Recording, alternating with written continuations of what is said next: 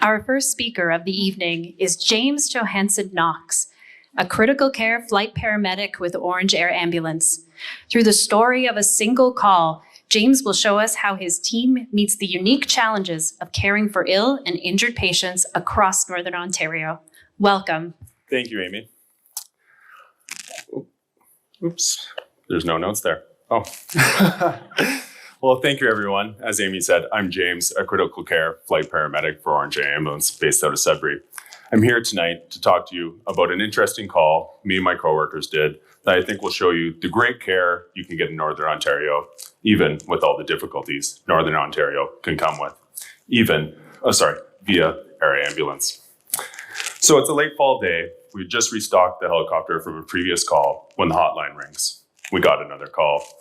The pilots, they start weather checking, looking for any incoming weather systems. Do we have enough fuel to complete the call? Do we have enough shift to complete the call? To be safe, we can only fly for a 14-hour day. All the planning is done. The pilots accept, informing us, though, that we'll be extremely tight on time once we get there. So the pressure's on. Time to kick the tires and light the fires.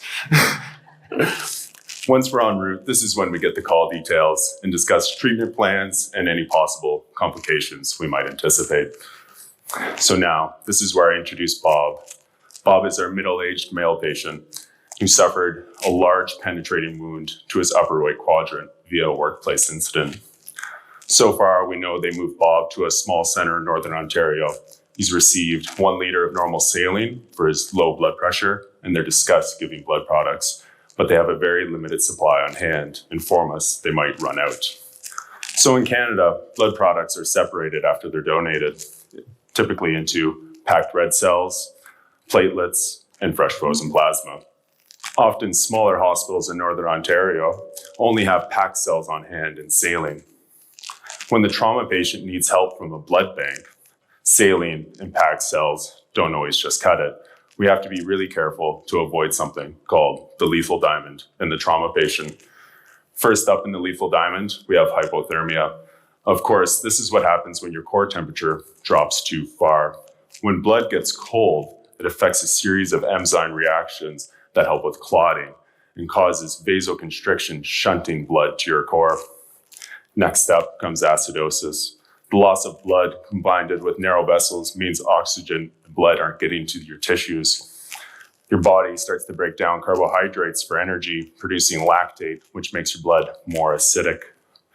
So of course now your blood pressure drops. We give you normal saline to try and increase your blood pressure. This is often where we start to worry about the coagulopathy part of the diamond though. Saline dilutes your blood on top of it being very acidic. But wait, we still have to worry about calcium. So calcium is much needed when lots of blood products are given to the trauma patient.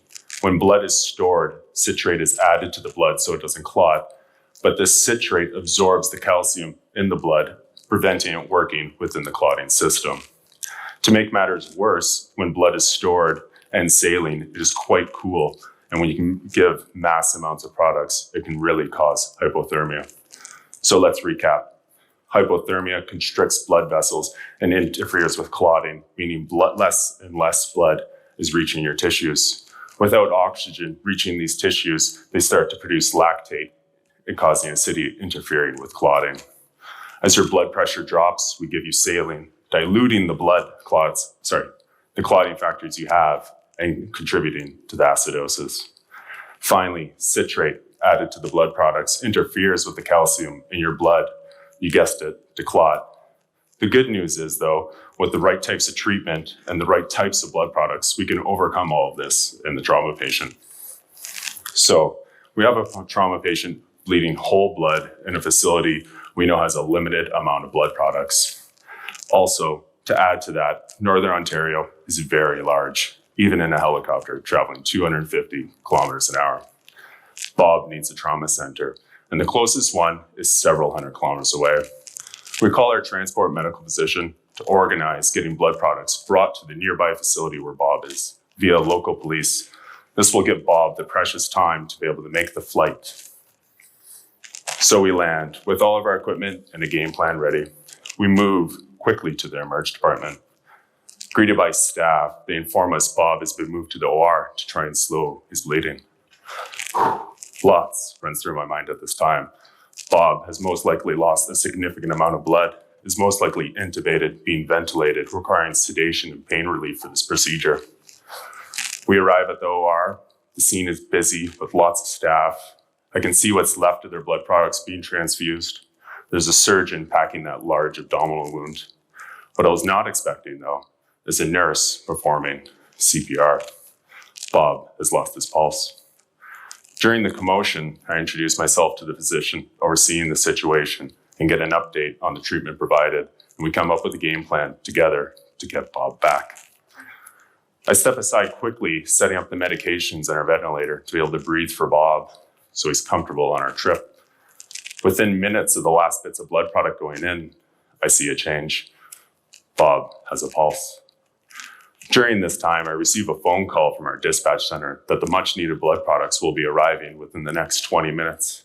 I ask them to inform our pilots to have the helicopter running and ready for us so we can expedite transport.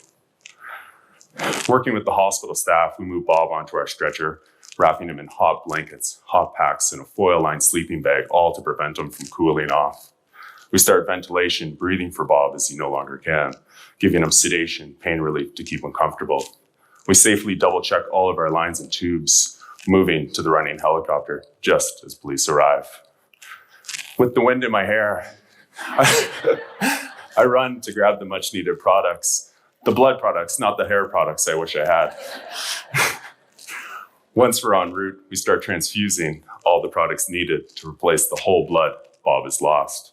We're coming back to the diamond now. What are we doing to mitigate these problems? We have Bob wrapped in those hot blankets and the heat cranked so hot in the back, I'm profusely sweating. We're giving him packed cells carrying oxygen to Bob's tissues to prevent acidosis, giving him fresh frozen plasma, platelets, giving him all the clattering factors he needs to slow down his bleeding, taking care the coagulopathy part of the diamond. Next up is calcium. During this time, we've been giving Bob calcium, which is lost during the bleeding and being absorbed by the citrate with the mass amounts of blood products we're giving him. All of this in a 4x6 space at 3,000 feet, traveling 250 kilometers an hour. We update the trauma facility on our ATA and Bob's status. We're only about 15 minutes back and things are looking good for Bob. It doesn't take long before the pilots ask if we're all secure for landing, and we have everything prepared to move to the awaiting trauma team. When we land, we give them a concise and detailed report on Bob's injuries and treatments provided. They move quickly to continue care and take Bob back to the OR. The pressure's off. We made it. Thanks to the hard work of many different agencies, we managed to get Bob all the care he needed to safely travel several hundred kilometers to a trauma center, even with all the difficulties we had to overcome. So now, obviously, I had to change names and leave out a few details on this call. But why did I call Bob Bob? At Ornge, we're currently running a small trial program called Bob Blood on Board. This is where we carry blood products with us right in the helicopter, so we're able to transfuse them right on the scene of an accident when patients need it most. How cool is this? I'm going to answer for everyone, even on TV. This is really cool. And with that, trauma season, aka beautiful summertime, is right around the corner, where much needed blood products are going to be given all throughout Ontario for instances of hold my beer and watch this. So I'm asking you, if you're able to, please donate, as it could make a huge difference in the precious time someone needs to make it to a trauma center. Thank you.